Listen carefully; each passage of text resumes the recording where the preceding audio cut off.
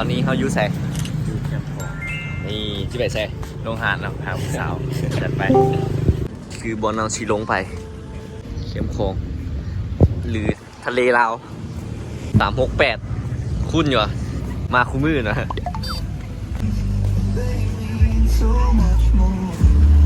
เดมีมีสมมัดโฟใช่ก็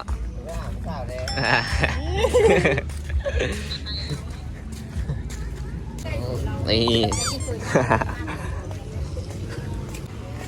เข้มของ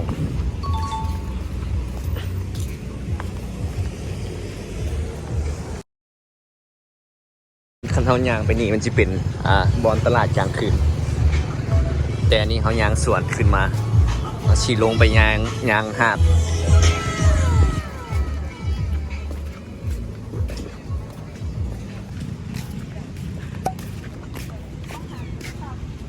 นั่นเท่าไหร่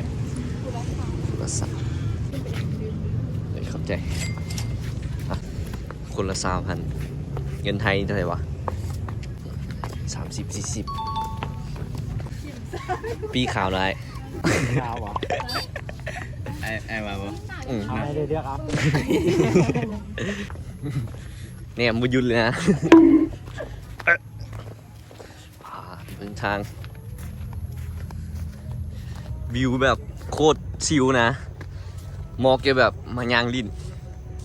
ชิลๆพักผ่อน ควรเมื่อยซ้ำยางลาย พักผ่อนหรือเมื่อย นี่ก็เป็นควรนะ ขวานเนาะ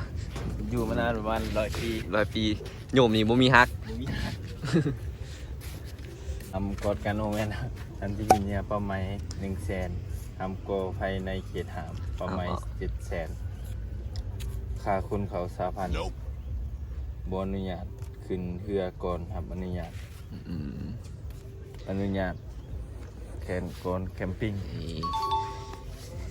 ข้อสุดท้ายก็คือห้ามคนมีครู เพราะคนโสดมันน่ะ แม่นละเอายังมาไก่เติบ เดี๋ยวเอาฮอต ใส่หั่นแล้วเอาชี้ถ่ายให้เบิ่งโอเค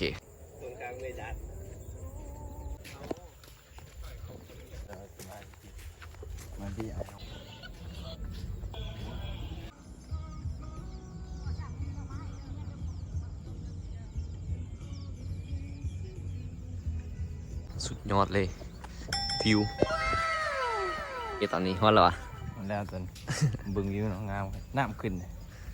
น้ำคลอง ขี้ยักแรงน้อยนึง ฝนตกด้วยครับเนี่ยฝน เอาปีไปแหล่งน้ำแหล่งน้ำได้ ปี3,000 แม่ ที่เราซื้ออยู่ถึงสามารถแลกน้ำที่นี่ได้แลกเบียร์วะ สองบนนั่ง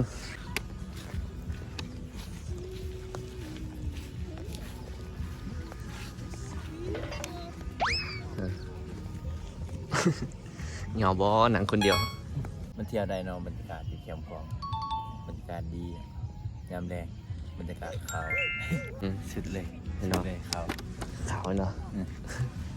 6:30เนาะ นี่พอดีตะเบนเริ่มตกดิน เริ่มตกดิน ฝั่งนั้นก็เป็นหนองคาย เนี่ย ส่วนฝั่งนี้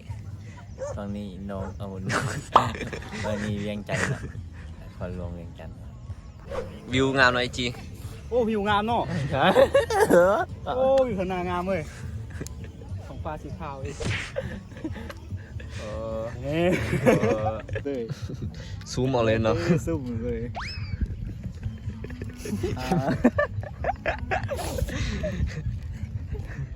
นี่คือขาวนี่คือขาวนะ เลือกไฟใจกันเจ็บเลยเนาะ เลือกทางผีแลมจังก็ได้จีเรียนอยู่นะครับ ตีว่าสนใจผู้สาวนะ ตอนบ่ตื่นเลยเป็นเอิ้นมาแม่เพิ่นน่ะเอิ้นมาเฮ็ดตีดาวเอิ้น ถึงหน้าเหมือนสีฝุ่นแต่ท้องฟ้ายังเป็นสีขาวอยู่นะ นี่ แต่บุเป็นอย่างเนาะให้อภัย ให้ใคร วิวขาว อยู่ขาว ตีเอ้ยที่ถ่ายก็ถ่ายดี บ่ขาว ๆถ่ายดีๆแต่ว่ามันรักซุ่ม ครับแค่ ผู้สาวเนี่ยว่าเห็นว่าตีแกเสื้อโยนใส่น้องผู้สาวอยู่หันเรียว เนาะ แกเสื้อโยนน้ำเดี๋ยว ไปลึกหลังลึกหลัง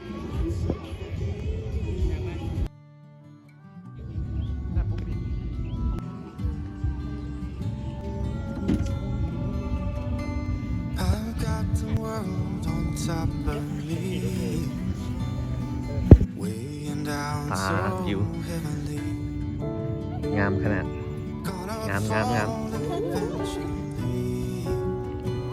ติ๊กต็อกเกอร์เลยเนี่ย defying gravity. ติ๊กต็อกสองอย่างเดี๋ยวไปติดตามให้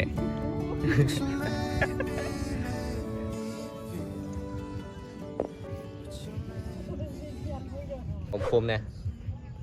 โอ้คิดบอกเลยเอาหุบลงไป คำคม ไม่ได้ใช้คำคมนะ คำคมลืมละฮักจริงต้องแต่งงานถ้าอยากฮักนานๆต้องคบกับเฮา มาก็ไป ปากกระปูมัน วิวงามเนาะ น้ ขาวแล้ว ำเขา อะไรก็ โอเคแล้วโอเคแล้วเสี่ยวพันซักครับ ตอนนี้ก็มืดแล้วเนาะ คลิปนี้ก็มีเท่านี้ไว้ไทยให้เบื้องหลายมีแต่บรรยากาศขาวๆ กับ สุดเลย เชียนหลังเนาะ หลังเนาะสุดเลย กับการจี้